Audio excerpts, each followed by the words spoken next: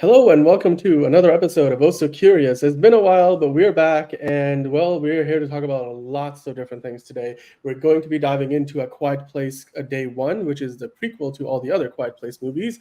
Of course, you got Joseph Quinn, Lupita Nyong'o, to rising stars, to the hottest names in Hollywood, and they're entering their franchise. It's a movie that Angelina went and saw, and she has a lot to say about it. So we're going to get into that. Of course, we also have some more news and some insight into the Superman movie that is filming out in Cleveland. We have been covering that all week long, so we're going to be getting into a little bit more of that today as well.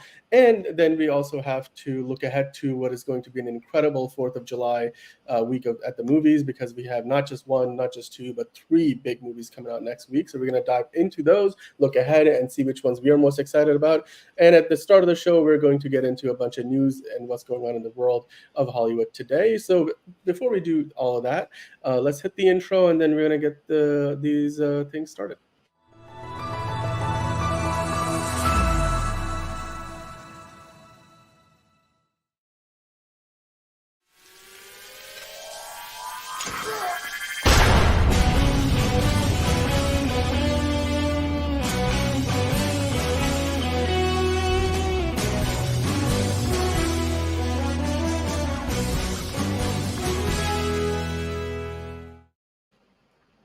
Well, hello there, everybody. How are you guys doing? Angelina, it's been a while.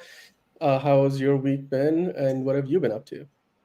Good. I just got back from San Jose on Tuesday. It's been a busy couple weeks. We got a lot of stuff going on. I have a table read tonight. We're moving into Q2, right? So it's just Q3. I mean, it's a busy part of the year. Quarter. Yeah, it's just a busy time, but good stuff. And well, John, also, we've been on here each and every day of the week talking about the Superman movie, literally inside and out. And we're going to do more of that today. But how has your day been going so far? It's a lovely Friday out for me. I'm looking out the window at least. I woke up pretty late. I just ate, and that's kind of it. I haven't really done a whole lot today. So might as well just head into what we got to talk about. Sorry, I lead a pretty boring life. It's okay. It's all right. Well, we always like to start the show off with the news. So let's get started. It doesn't seem to matter what I do. I'm always the number two. All right, mister, I need to paint my abs on to get nominated. You don't see Robert Downey doing that. You're kidding. You're kidding. I can't open the envelope without the... Warner Brothers is heading back into the Matrix with a new movie in the works. What the hell is even that? Okay, I'll shout it from the rooftops. I want to be Bruce Wayne. I like that. And you're gonna love me. What the world needs now? Give me a hand up. Nope, I'm actually okay. Thank you very much. Oh, wow. Wow. Why does he look so sad? David, why are you so sad? Well, I mean, all the pictures this week of Superman, he's definitely not looking sad. Outside of the part where he's pinned to the ground by the mystery character we keep speculating about because he's getting arrested. But anyway, I digress. We're going to get into that later. Right now, we're talking about the news. There's a lot going on in the world of Hollywood, as there usually is, and especially this time of year. It's the summer month. So this new trailer dropped today, Deadpool and Wolverine. Let's dive into it. We get a look at some of the shots that we have seen before. They're at that set where it looks like, I don't know if it's somewhere in between time. There's a 20th century. Yes, Armageddon shipwreck.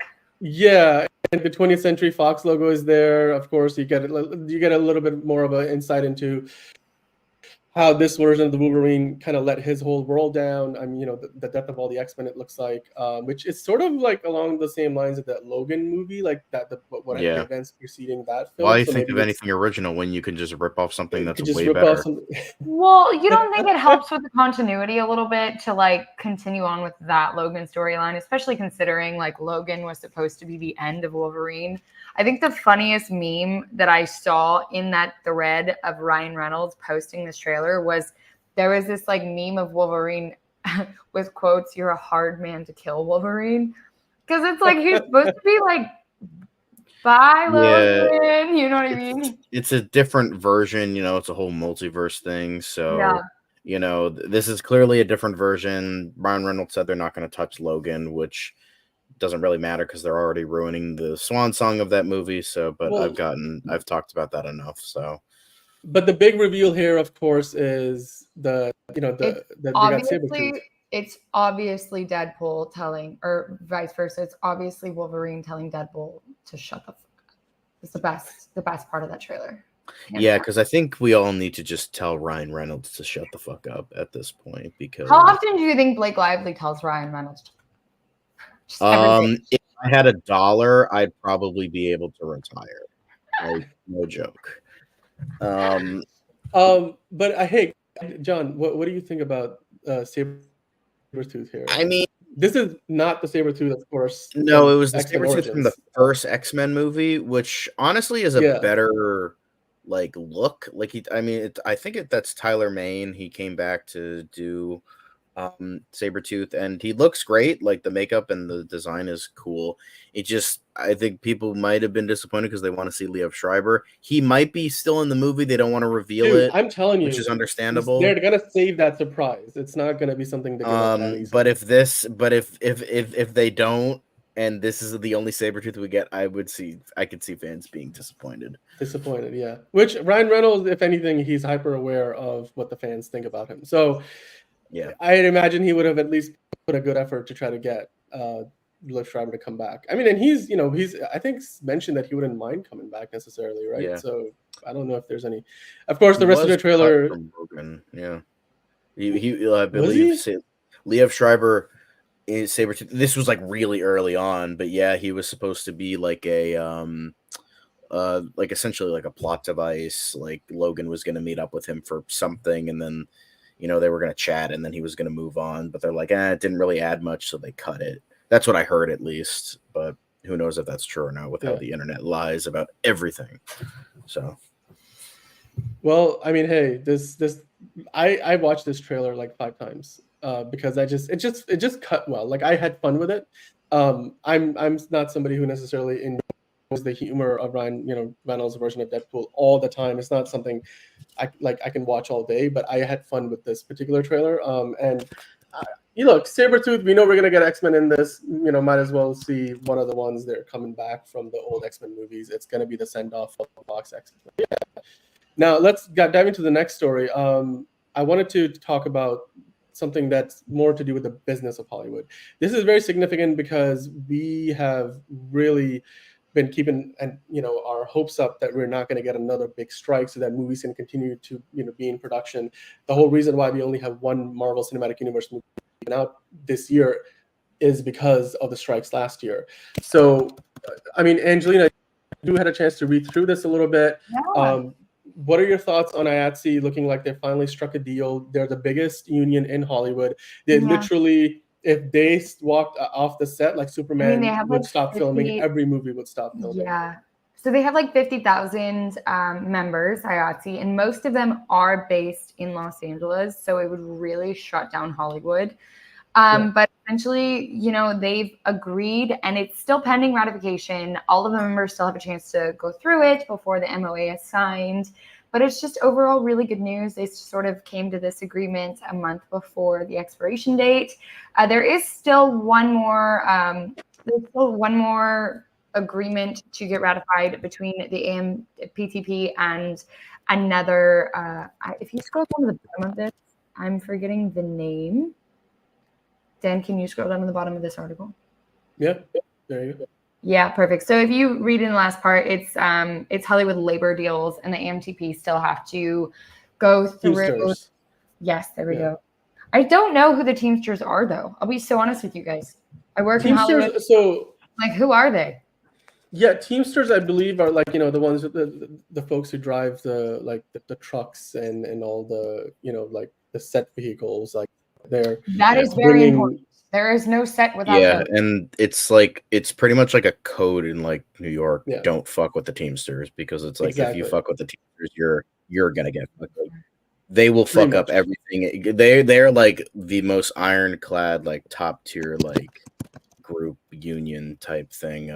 Like even if you don't know a ton about film, it's like Teamsters is a name you've heard. It's like almost like a urban legend. Like Is in that a weird more way. in New York? Because in LA, I feel like we don't talk about that. Or maybe Yeah, I'm just so in front of the camera, like pretty I sure don't. it's more East Coast than and New York than Yeah. LA, if I were to guess. I mean, but it's still very important. So essentially, that is Mhm. that's the last agreement that's almost up for expiration. They have talked that they're not willing to talk past the July 31st expiration date. So AMPTP's got to get it moving, got it going, and it's just good news that Hollywood won't be back on hold, guys. So pending ratification and the MOA coming out, so all the members can read everything. We're good to go this summer, you guys. Yeah, I'm really hoping that this comes together well, and we don't have to worry about any other strikes happening, because that would be really nice. We would all there's not do well. Yeah, no, we wouldn't. So, all right. So here's the next story. This is more of a long-term forecast, looking ahead to basically all of July and how the big movies coming out over the course of the next month are projected to do at the box office. And of course, Deadpool and Wolverine is the front runner because it's probably going to be the biggest movie of the year. They're likely to have the biggest opening of the year. Currently, the biggest opening is with Inside Out 2, which opened to like 154 million. But it looks like Deadpool and Wolverine is land somewhere between 175 and 200 million, which is very much a pre-pandemic level kind of a number. Now, John, you had a chance to kind of read through this, like walk us through this table here and give us an idea of like what things are looking like. Yeah, so it looks like that this Deadpool and Wolverine, obviously that's the front runner, but it looks like obviously Despicable Me 4 getting like a good like amount 3-day versus 5-day. That's like for family, so that's Wednesday. A lot of money. And then Quiet Place is set to do like a pretty good job as well, even though that's left over from June. But into July, Quiet Place looks like I heard it did almost like 7 million in previews, which is actually that's a big number. Yeah. And then I think the biggest surprise here is Twisters, because the only thing I could think of is like Glenn Powell is like people all right now. Stacey Edgar Jones is incredible. I don't know who that is. She's underrated because in the mainstream, I don't think she's done a ton where she's part I'm of not trying to be a dick. I swear I don't know who that is. Okay, so she was a breakout actor in a Hulu original series during COVID called Normal People. It is one of the best shows I have ever seen in my life. It's truly, it was like a really low key, like, they're both Scottish. So it was a very low key, so it was essentially like the Scottish drama, but it did so well. It launched on Hulu. She's incredible. She's a great actor. And then she also did Where the Crawdads Sing. So she's been very careful about what she has done. And I don't necessarily think it's like she hasn't been offered more, because she is continuously picking these like very sort of small but very gritty dramas to do. Like, it's just very good. She's an incredible actor. So we love Glenn Powell for the smoke show effect, of course, but she's a phenomenal actor. Okay, yeah, I'll take your word for it. I haven't seen her in anything, so I'll just take your word. Where the Crawdads Sing? That was kind of like a big movie that summer. Okay. No, I know. I my sister and my dad read the book.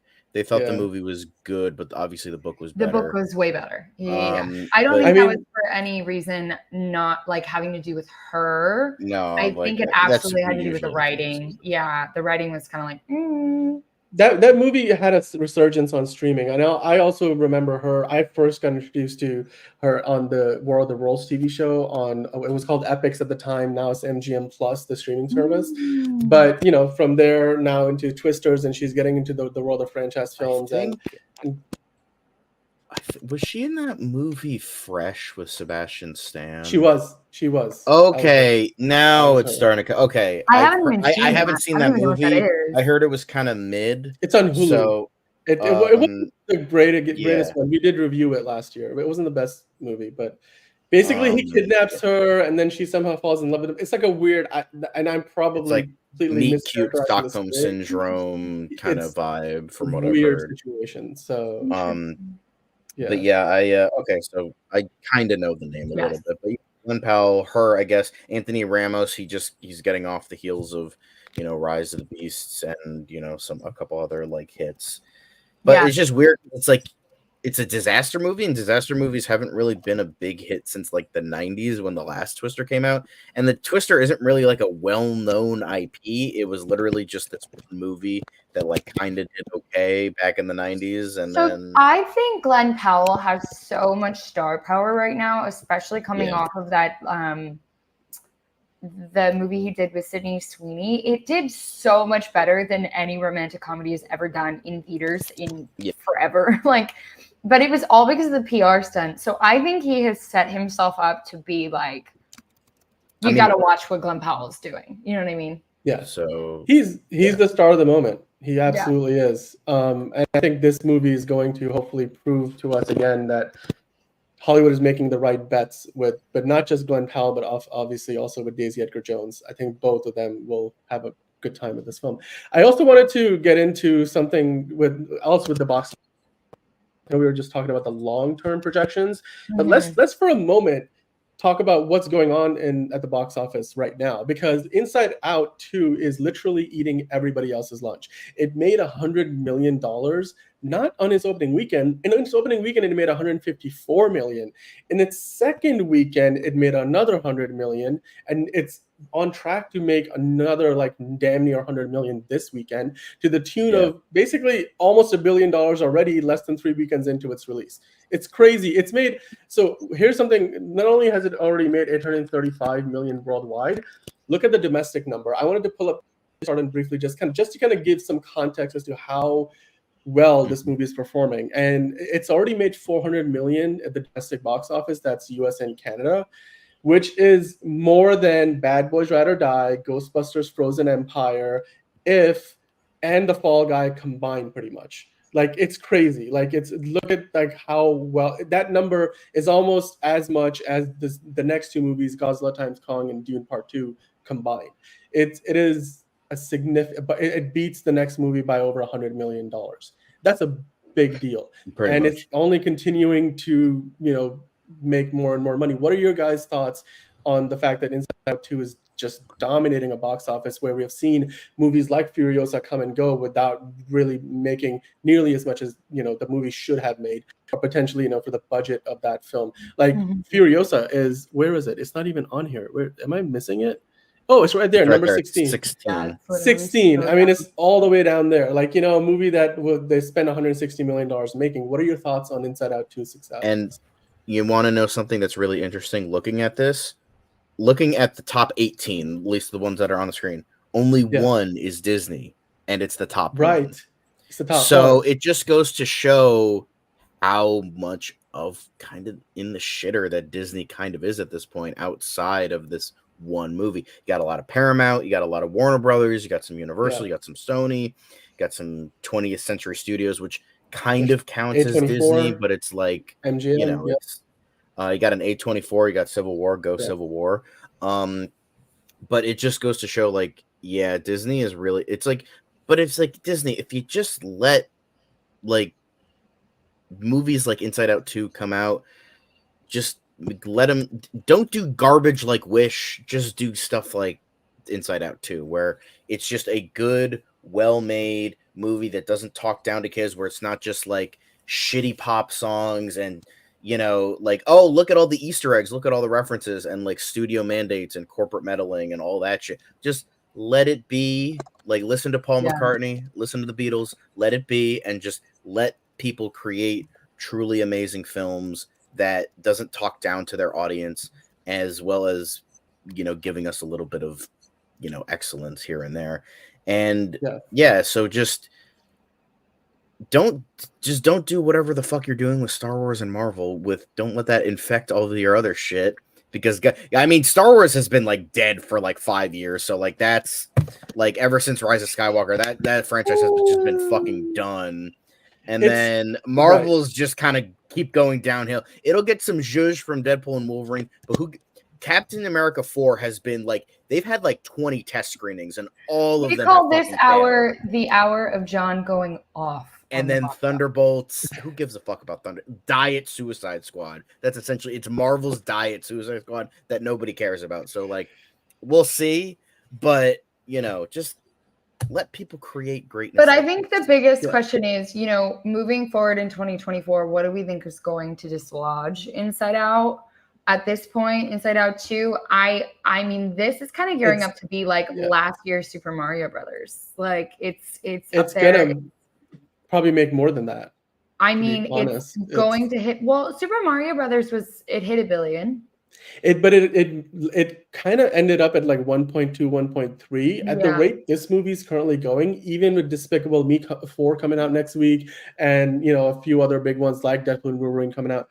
I still think this movie has enough gas in the tank that it can probably get to like $1.5 billion. I don't think so. I really don't. I think it's probably going to level out. You're underestimating the power of Pixar. I mean, not just the power of Pixar, but you have to think about how many movies we do have coming out. I think there's going to be a huge resurgence of this movie when it hits streaming, but I do think that, you know, it's probably going to ride it out for the next 2 weeks and then it's going to plateau. Especially with Despicable Me coming out, especially with all the movies coming out, and especially with so many kids like during summertime vacations, that, you know what I mean? So, but with that being said, this movie did way better than it was projected to. They've continuously had to change the box office projections for where they think it's going to end up. It really did sort of save the box office. It blew up, which is awesome. Yeah, that's what I'm happy about. Like, I hate Disney with every fiber of my being, but I'm glad that movie theaters are getting a win, because movie theaters need a win at this point. But they are projecting Deadpool and Wolverine to, I mean, their preview projections for Deadpool and Wolverine are huge. I mean, it's doing so well. So will Deadpool and Wolverine dislodge Inside Out 2? What do you guys think? Yeah, tell us in the comments. You know what movie's not going to dislodge Inside Out 2 from the box office ranks? It's definitely not The Bike Riders. The Bike Riders. That's unheard. That was a low blow. It's a small indie movie like that didn't get. Dude, but it had Tom Hardy. It was almost written off as a tax write-off too. Apparently, that's true. They did. I think Disney was trying to get rid of it at one point. Actually, was Disney? Was it a Disney? I think it was I think they did, because I remember it was like a Disney 20th Century Fox thing. Then like Focus Features ultimately released it. So like it bounced around a lot. But you know, it was a movie that, quite frankly, had the star power to maybe make a lot more money in another time period. But like for what movies are like today and what audiences expect, it just wasn't a movie that was gonna like, you know, make much money at the box office. And clearly, it's sitting at like 16 or 17 million after a week at the box office, and that just means it fell flat on its face. If you guys went and saw it, let us know what you thought about it, because we were gonna review it, but we chose not to because we were like, well, clearly nobody seemed to be interested in it. So let us know in the comments below what you thought about that. Of course, like and subscribe as always, guys. We do appreciate you guys stopping by the show, and you know, we are always here to, you know, basically talk to you all about the movies for the love of movies. And speaking of the love of movies, the movie of the week this week is A Quiet Place Day One. And the question that I'm going to ask you, Angelina, is: did you hear about the day the world went quiet? And what did you think about that day? So I actually that's what this movie's all about. Yeah, so I went to go see the movie last night. It was the premiere, right? So it was the opening at not the premiere, but it was the wide opening release of the movie. There was a fire alarm that apparently had gone off in the movie theater, delaying all show times, including mine, by like 30 minutes. And for once, your girl was actually on time to that movie. I even built in enough time to get popcorn so I could sit my butt down and watch 20 minutes of previews. And I ended up having to sit outside of the movie theater for like 35 minutes, eating all of my popcorn before I even got to go sit down. It was so sad. But, you know, we ended up going right into the movie. I was surprised how many people pop up in this movie, including my favorite Stranger Things character, Eddie Munson's, his actor half. I could not want anyone else to be in this movie. He was incredible. Joseph Quinn, I think he is just a phenomenal actor. I think he's going to be a force to be reckoned with. Of course, Lupita Nyong'o is stunning. She is stunning. She's a stunning actor. And, you know, the audience score for this movie is a little bit lower than the critic score for this movie. And I can see why. I think this movie was the perfect blend of jump scare. We've got a cat for little comedy moments. John, I think you're going to really enjoy that. The cat got me a couple times. I hate cats, so we'll see. That's what I'm saying. I think you're going to love it. It's going to be phenomenal. It's going to change your life. And then this is really a story about humanity. I think that this is more so a movie about humanity than anything else.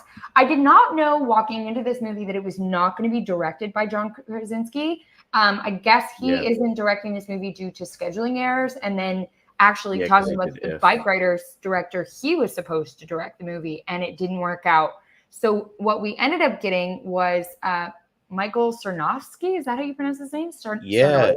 He directed the Nicolas Cage film Pig, which was my favorite movie of 2021. Yeah. So that makes sense that you're like, oh, it's about humanity, because Pig is a very human film. Yeah. So I'm really happy that he's getting like a big budget zhuzh, I guess, of popularity, because he is a very, very good director from the few feature films he has directed. So hopefully he's on the up and up.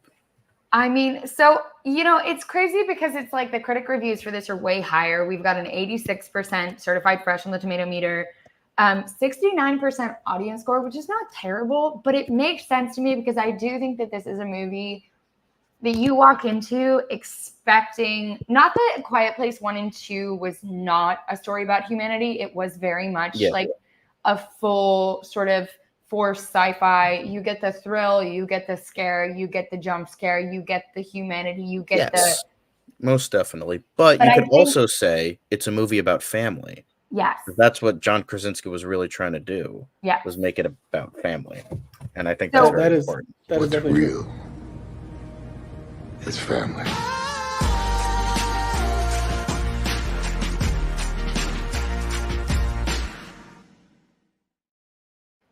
Are we done?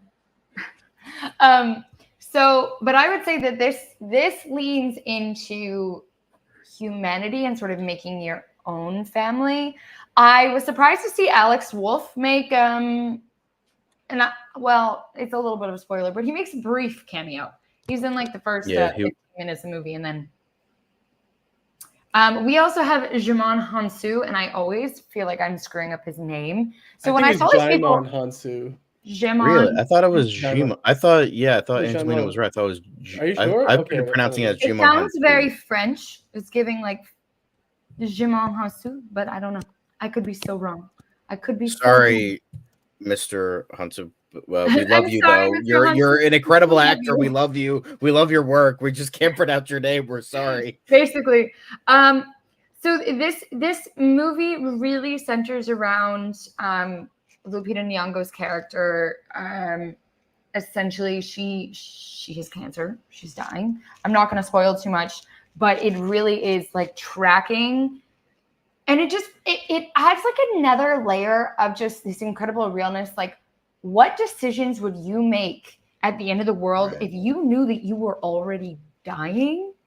So I think a lot of the audiences sort of like the bad reviews I was reading sort of weren't taking that humanity into account.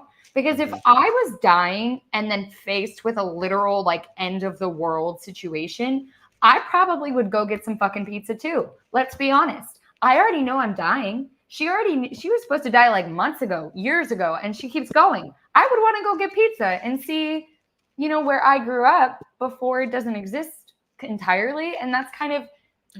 That makes more sense. Yes. That makes more sense, because from that headline, it sounded like they were pulling a Zombieland with Tallahassee wanting a Twinkie. So I'm like, that sounds out of it sounds like it's out of a comedy. That's but now all that I'm that makes spoil sense. It for you. It is a story. It is a story about the end of the world but within that, a story about how two people come together at the end of the world, and one of which is dying, and the other one very much doesn't want to die. Like, that is the basis of this movie. I think the interconnections are incredible. I literally do not think I could have seen anybody else other than Joseph Quinn play this character, because he just has a way of bringing out the most genuine, real, incredible attributes of a character. He like really brings this character to life. There are so many ways that he could have played this so dramatically. So everything that he does, I can see. And Lupita Nyong'o is incredible in her own. I do think she played a really incredible character. I think her character in itself, based on its own like struggles and storyline, was a little flatter. But like, if you're in constant pain, I think you'd be a little flattered too. You know what I mean? So I think everyone's choices in this movie are incredible. You get the jump scare. You get a few of those. You're like, holy shh. Yeah. The cat got me a couple different times. That cat was just vibing. I was a little confused though, like when there's a few instances in which the cat purrs and I'm like, that's not loud enough to attract the monsters. Sus. Yeah, the lore behind what the actual monsters can hear and what they can't hear is rocky at best. Yeah. But just don't think about it too hard. Just don't think about it too hard. Yeah. So there's a couple of moments like that where I'm like, I don't know how I feel about that.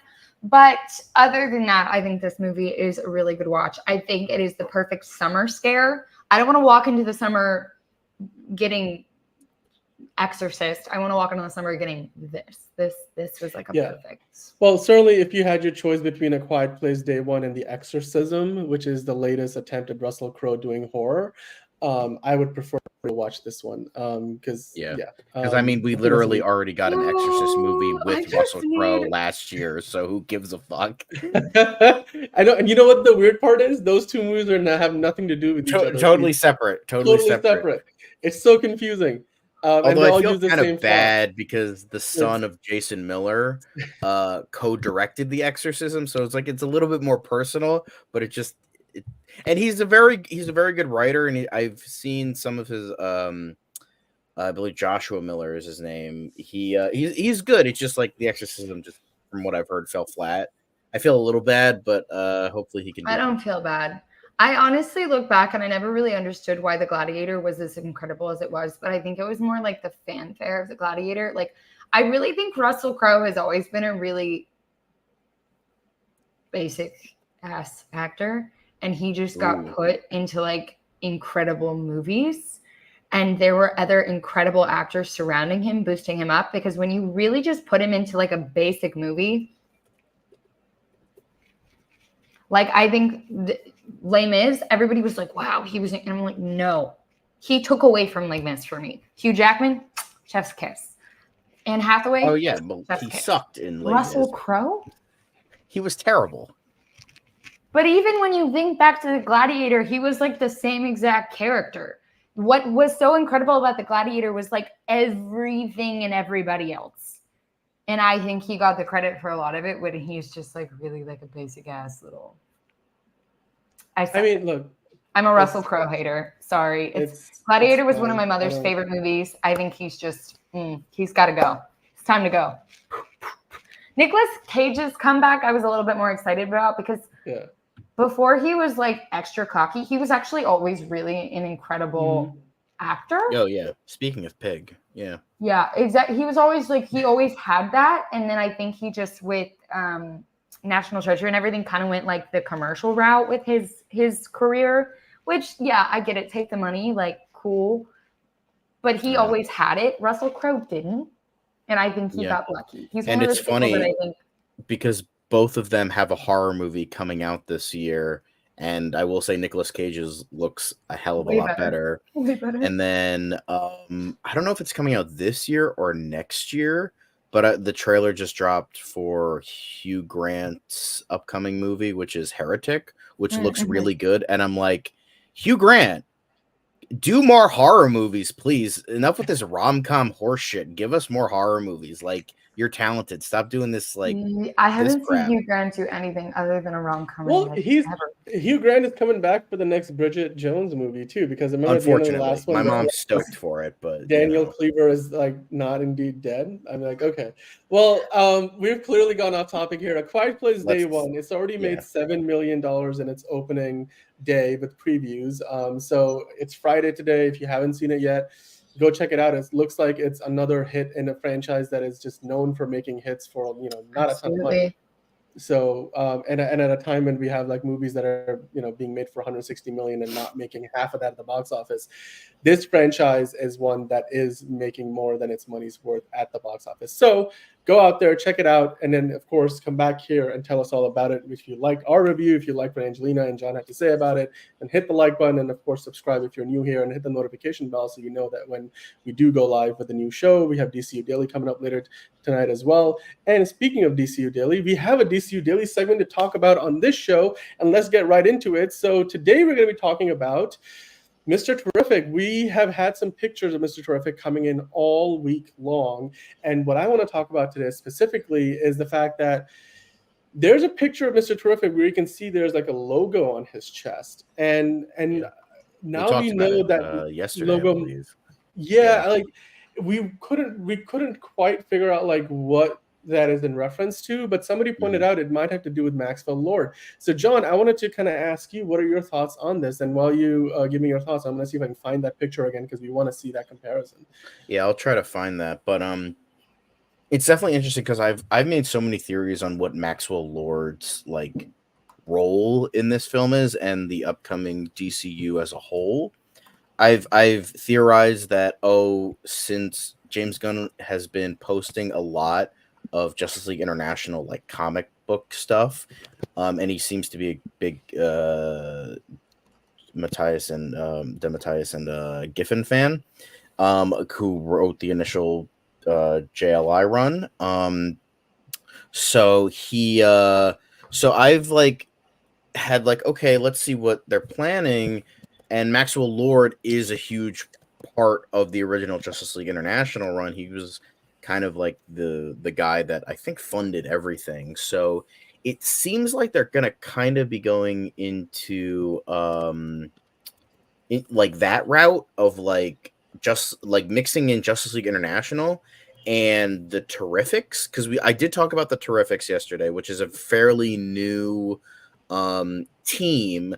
And however, in the comics and the Terrifics, I think they came out in like 2017, 2018, if I remember correctly. And the lineup is Metamorpho, Plastic Man, Phantom Girl, and Mr. Terrific. And they were actually funded by Stag Industries, who does like, I remember James Gunn and Frank Grillo were posted a picture in front of it looked like a I don't know what you could call it, but it was like a posting they posted in front of this thing and it had Stag Industries in the background. So I'm curious if it's in fact Maxwell Lord, which looks like the logo. However, is it also gonna be like a merger, not a merger, but like a co-production, co-funded thing with Stag, because that's where the Terrifics come from. So I'm like, that's like kind of where I'm at. So because Stag Industries is in this world because James Gunn and Frank Grillo took a picture in front of that. So it seems like we have that aspect as well. So I'm gonna do some theorizing here. I'm gonna say this. So in this film, Maxwell Lord, as we see, we can clearly see going back and forth. He has the Lord Tech logos right there. So that weird diamond thing. And then if you go back to Mr. Terrific, that's what's on his chest. So clearly Maxwell Lord has funded Mr. Terrific, has funded whatever team he's on, is funding something that belongs to Mr. Terrific. So my theory is this: Maxwell Lord funds Mr. Terrific and possibly a team of his. And then maybe through the events of this film, maybe Maxwell Lord doesn't want Mr. Terrific helping Superman because, similar to Lex Luthor, he views him as a threat. And he's like, I don't want you fucking helping this guy because he's this alien. We shouldn't trust him, type of thing. And then Mr. Terrific is like, well, I'm my own person, so you can go suck a dick. And then he goes and helps Superman anyway. And then Maxwell Lord's like, okay, fine, I'm going to pull your funding. And so he pulls his funding. And then maybe Mr. Terrific goes to Stag Industries to get funded for whatever he needs to do. And that's what like starts the Terrifics. And then Maxwell Lord either funds Justice League International, a Justice League International-esque team, or the Authority. So that's what I'm kind of like. He's going to be funding another team. Mr. Terrific is not going to be a part of it because he actually has some sort of moral code that a lot of, people on the Authority kind of sort of don't really have.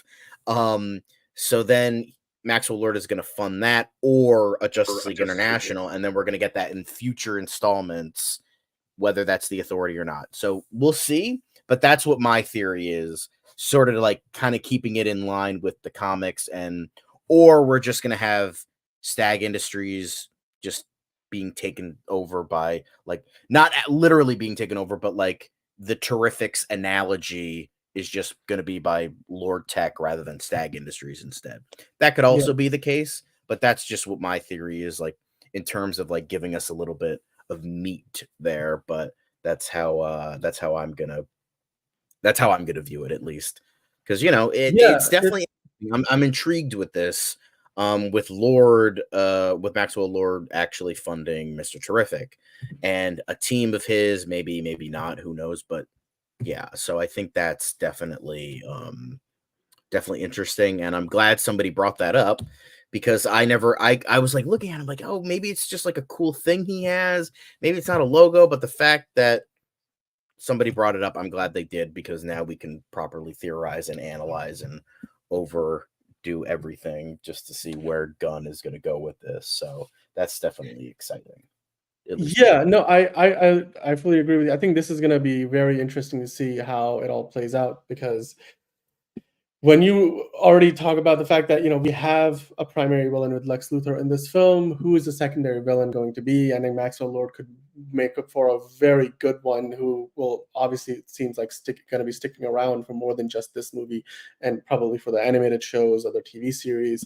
But before we finish up DCU Daily, we had a question from Hunter Iggy earlier. He asked, who do you think will be Captain Atom in the DCU if they were to cast him? And the reason I put this image up on the screen again is because some people were speculating. Jay Kells wrote us a comment saying that the man in the mask here with like the U-shaped, it looks like a U on the costume, could be Captain Atom. We were sort of leaning towards that's Guy Gardner with Nathan Fillion yesterday, because like certainly would fit the build. But if it were to be Captain Atom, who do you think might have been cast to play him? Is this somebody that we already know of, or is definitely a mystery character, a mystery actor we haven't really heard from or seen, certainly? Yeah, I mean, I would be kind of stoked for Captain Atom, because Captain Atom is definitely an interesting character, because there's a lot you can do with him. Like, I'm not going to get into his origin, but it's kind of like Spider-Man levels of like, this dude hasn't caught a break in fucking like his entire life kind of thing. So I feel like that's definitely ripe for an interesting origin story, because he's just dealt with so much. Like, it's connected to Wade Eiling and bringing him in as well. So that could definitely be really cool to play him. My favorite was always Josh Duhamel. I think he is definitely, when I was casting my own DCU and DCEU, right. He was my favorite for the role, because I feel like he's definitely more than a lot of people give him credit for. I wouldn't say he's like underrated, but he can do like a lot. And I think Jupiter's Legacy, I think that was called, the Netflix show. I loved that show. I know a lot of people didn't. Netflix. Yeah, I know a lot of people didn't like it, and that's fine. But I personally really liked it, and I thought he did a really good job there as sort of like this like tight knit kind of asshole stoic like controlling kind of guy, and I think with the way he did it and the flashbacks and flash forwards like really helped with that, with how like that character developed. And I thought he could always do a really good Captain Atom, but there's like plenty of actors, but that's just the first one that comes to mind. Maybe we'll do a fan casting Friday again, and then just kind of do like Captain Atom or Ulysses or or that. So that he's always been my favorite, but there's plenty of other actors that could do it. I think another that could be good. I'm trying to think. Was it who was Adam? It's not Captain Adam. It was Adam, like Ryan Choi. Was it in the DCEU? That's a different character, right? I'm just totally different character. You have Captain Atom, and then so Adam has Atom.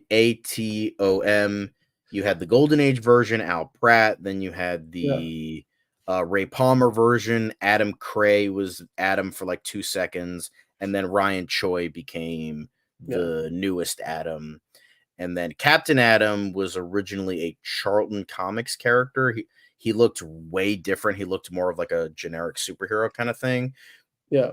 And then when DC bought them out, they totally changed the character and pretty much made him Dr. Manhattan, which was funny because back when Alan Moore was making Watchmen, he wanted Captain Atom to be the Dr. Manhattan character, but DC is like, we have plans for our Charlton Comics characters, so you can't kill them off. So he's like, okay, I'll make my own characters, and then Watchmen became what it was. So sorry, I'm dumping so much comic book lore. No, just like I'm going in all sorts of directions. But hey, Hunter Iggy, hopefully that gives you a good answer. I mean, Josh Duhamel would be a good pick for the character. And of course, just kind of going back to the story that we were covering on the segment today, it looks like there's a symbol there on the chest of Mr. Terrific's uniform or costume that very much looks like it's the logo for Lord Tech from the World of Superman. I mean, hey, Samsung, of course, they seem to be sponsoring this movie. Product placement right there. But Maxwell Lord, we know, is going to be played by Sean Gunn. So, hey, maybe this means we will get to see him in the movie. Maybe it will be a small cameo. We'll get to find out. And of course, guys, as always, if you are stopping by and you're checking out this DC segment on the Also Curious show, we also do a DCU Daily Live show each and every day. We'll be doing that later on today as well. So, be sure to check back in. There's been a lot of new pictures out today, not just today, actually, I should say all week, from the set of Superman in Cleveland. And we have been going through it, kind of trying to pick out all the details. And we will try to do a roundup of those today as well. So be sure to check back here for that. And of course, as always, like and subscribe if you enjoy watching DC content, because we do DCU Daily, as the name implies, daily. So let's keep the ball rolling here. As we always do to finish off the show, we look ahead to the movies that are coming out next week. And it's 4th of July week coming up. And that means you're going to get a lot of new movies coming out. Each and every year you see that, studios sort of look at that weekend as a big holiday weekend. Of course, it's in the middle of the summer months, so the entire family can go out to the movies. So that's why we've got a movie like Despicable Me 4 coming out. And Despicable Me 4 is a movie that, I certainly have been looking forward to, because it seems like the plan at Illumination these days tends to be that they will do one Despicable Me movie, then one Minions film, and then they will just, from there, just kind of alternate back and forth. It's the movie franchise that put Illumination Entertainment on the map. So I wanted to start there. There are 2 other movies coming out next week. But Angelina, what are your thoughts on Despicable Me 4? Is this a movie that you're looking forward to? Or have you even been caught up on the franchise? There's like 5 other movies that have come out before this. Like 3 Despicable Me movies and 2 Minions films that all probably at some level tie into the story of this film. So, I think the Minions are cute and all, but kind of in the same line as also I have one random hair that's just really living its life today. I don't know. I don't really love the franchise. I feel like it just keeps being milked for all it's worth. Despicable Me came out when I was in middle school, the original one, and now we're just on the 5th movie, and I'm 27, and I feel like every new movie comes out, I'm 800 years old. That's how this franchise makes me feel, because it's been around for a little bit too long at this point. So look, I think it's always a fun time. I think they keep reusing the same themes over and over and over again, and I think it's getting a little bit old. But I know the kids love it. The amusement park rides do really well, and I know it's a sort of commercial fountain of money for Disney. So, yeah. I mean, it's a movie that John has been tracking to basically make 100 million plus over the course of its 5-day debut. It's coming out on a Wednesday, so we'll have 5 days all the way, from Wednesday into Sunday to make its money, and they're projecting it to make over $100 million. Do you think that's a number that it's going to manage to hit, or is it going to underperform? Of course, we know Inside Out 2, another family animated movie, of course that being from Pixar, this one being from Illumination Entertainment. That movie, Inside Out 2, has already almost made $1 billion. Do you think Despicable Me is going to follow a similar path here, or is it going to underperform? It's not going to hit that 100 million on its opening weekend. I don't think it's going to hit 100 million, but I don't think it's going to like totally underperform. I don't think it's going to make like $1 billion or anything like that, like totally. But I think I could see it like maybe getting like a decent amount. I know the 3-day total was like at the most 85, but I think they'll get like 70 to 80 for the 5-day. I think. I don't think they're going to be getting 100 mil. I'm obviously I could be proven wrong. Maybe people still like Despicable Me. I don't know. I don't know. I'm not a kid and I don't have kids. I feel like it's gonna pull some of the kids from Inside Out 2 to over, which is unfortunate, but nature of the beast. Yeah.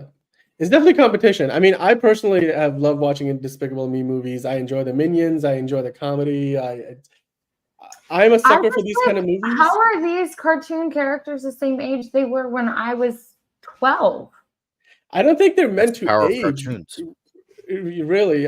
Do they even age? I don't think they age. Like, can we do some, when did the first movie come out? Oh, God. Was it like 2013 or something like that? It's too long. End it up. Wrap it up. Let's go. Wrap it up.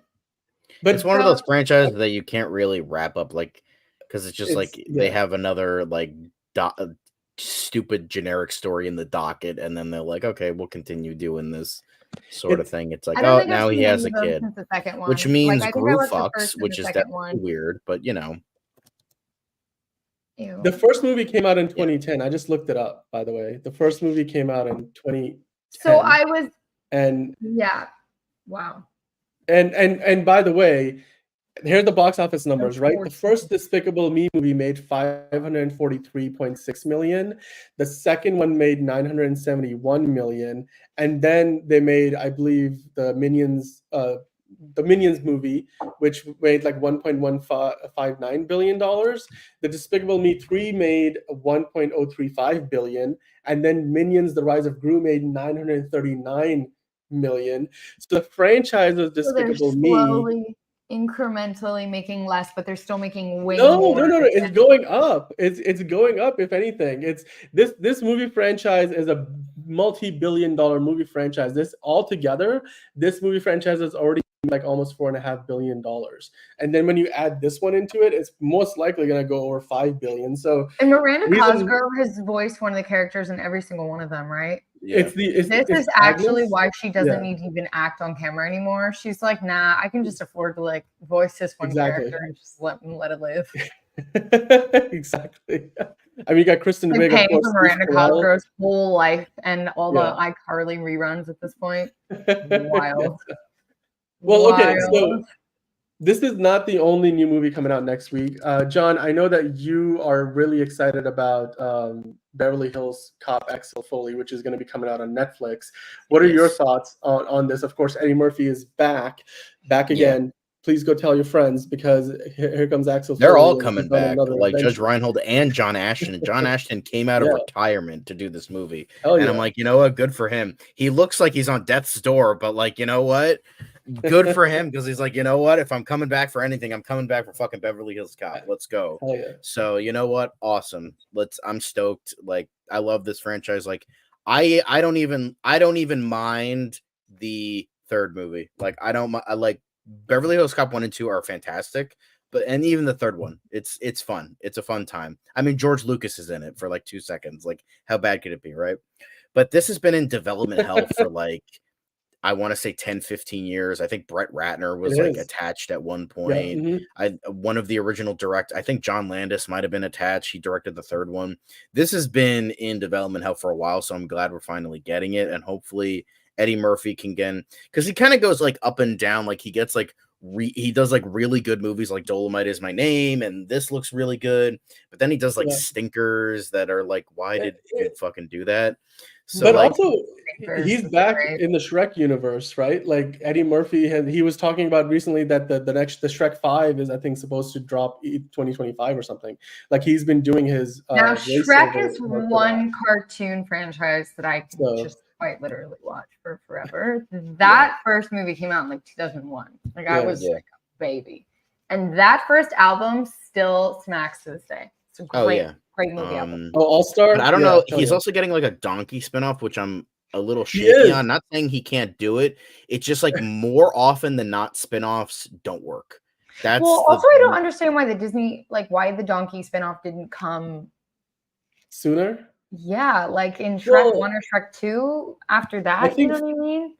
Franchise movie filmmaking has evolved over time. Nowadays, studios are like, what else can universes? We do? Cinematic universes, spin-off characters, like prequels, sequels. Like, I don't think Hollywood. I know that there's already 4 Shrek movies, right? So obviously they were doing sequels, but they didn't quite consider. I mean, Puss in Boots was like the only spin-off that they really tried. Yeah. So, I mean, I'm interested. Look, getting back to Axel Foley, the movie looks fun. Eddie Murphy's having a renaissance of his own, so I'm excited to see it. But again, these are not the only. These 2 aren't the only 2 movies. We still have one more movie to kind of discuss here. That, of course, is a horror movie. If you're not into your Beverly Hills Cop, you will know her name. Animated film. Angelina, what are your thoughts on Maxine? Have you watched any of the other movies in this series? I mean, actually, let me stop myself. Is this connected to any of those other X movies? Yes, it's a direct sequel to X, which Pearl was a prequel to X, taking place on the farm that they stayed at to film the porn movie. But the Maxine is a sequel to X, which X was great. Pearl was even better. I'm super stoked for this. Ty West has been a filmmaker I have not really liked until X. Like, he just kind of made really boring, artsy-fartsy horror movies that weren't scary. So then he just comes out with X, and a friend of mine who detests Ty West more than I do, he was like, oh, no, it's actually really good. And I'm like, really? And all my friends are like, it's actually really good. So I'm like, okay. I watched it, and I'm like, that was really fucking good. And then Pearl came out either later that year or the next year. And that was just like that fucking like hit perfectly. Like, there is a monologue by Mia Goth towards the end of the movie that's just like, where was your Oscar nomination? Oh yeah, I forgot the Academy hates fucking horror movies. That's why you didn't get it. Because if they didn't have such a fucking stigma against horror movies, she should have fucking gotten something, because it was an excellent performance. And I'm stoked for this. It looks great. We're having, LA-a-thon, I guess. We got Maxine and Axel F back to back. So I'm super stoked for that. I mean, and it has a really good cast too. The cast is amazing.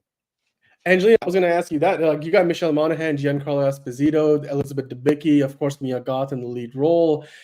You look at these names, and even if you haven't seen this movie, like, Moses Sumney there as well, are you looking forward to checking this movie out? Is this something that piques your interest, maybe even to kind of dive deep into the franchise itself? I mean, yeah, maybe I'll watch X. I was supposed to watch X when it came out, but I also recently saw, God, she has her Mia Goth, her voice, she was doing this sort of like press conference, and she talks like this, and she's like, well, I really think that this is going to be the next horror franchise, and she talks like that. I swear to God, I can't handle it. I'm one of those people that people's voices really irk the out of me. And I can't, sometimes I just can't get to it. I don't know what I was listening to the other day. I will say she doesn't talk like that in those movies. For the most part, the only time she's really talked like that was the movie Infinity Pool. Even then, she kind of puts on a voice. That's she puts her on a normal voice. Yeah, but the thing is, in X and Pearl, she doesn't. She puts on a voice to make her sound not like she's constantly sucking helium. But I think Superman, look, but- I mean, I'm just excited for Giancarlo. Like, look at Giancarlo right there. Go back. Like, look at that. Great. He is having so much fun. Look at that fucking wig. He looks like almost, he reminds me of Tom Cruise's character from Tropic Thunder in a way. Oh, Like yeah, right here. yeah. He kind of looks Mhm. like like the Les the Grossman? agent Yeah. Les Grossman, yeah. Yeah. He's just like, he's absolutely hilarious. But Yeah. anyway, sorry, I'm just really excited for this. I saw the trailer and I'm like, I love the first two movies. I saw the trailer, I'm like, let's fucking go. So I'm stoked. And sorry if my excitement overbears everybody else's. It's just like, again, I'm a horror movie nerd. I'm so into, these types of movies. So like, I'm going crazy. I'm simping for this shit. I mean, look, it's gonna be a fun week at the movies, right? Like that's the big thing. We have got options for everybody. If you haven't seen Inside Out 2, you can go watch that. If you are waiting to go check out one of the other movies like Furiosa, that's still playing in theaters, you can, of course, go watch Despicable Me 4 if you've already seen Inside Out 2 and you need to take your family out to a movie. And then you still have, horror there for you to check out Maxine. You could watch The Exorcism if you wanted to. Or is that what it's called? The Exorcism? And The Exorcism, yeah. Yeah, it's anyway. If you're a Russell Crowe fan, I mean, Angelina clearly is not. So go check that out. And there's lots more movies beyond that as well. Of course, Axel Foley is on Netflix, so you don't even have to go to a movie theater to check that out. We're going to review all of those movies and so much more next week, of course, on Oh So Curious. As always, guys, thanks for stopping by. Thanks for dropping in the live chat, dropping in your comments. Fiona, Hunter, Iggy, Geek Ledger, everybody who dropped in there. If I didn't get to your name, if you left a comment, we will definitely try to highlight those. We try to bring your questions into the live show as we always try to do. We have a DCU Daily episode coming on later tonight. We're going to be diving into more Superman insights from the week of shooting in Cleveland. If there's any more new photos and news, we'll dive into that as well. Lots of fan theories to come, I'm sure, as well. John, we'll see you then. And Angelina, we'll see you next week on the Oh So Curious show. As always, guys, go out there, watch something movie-related. If you're going to a movie theater, if you're watching it at home, and then come back and talk to us about it. We'd love hearing from you. We love the movies. We do this for the love of movies, and that's why we'll be back next week with more movie reviews. Until then, have a good rest of your weekend, and we'll see you next time on Oh So Curious. Bye, guys.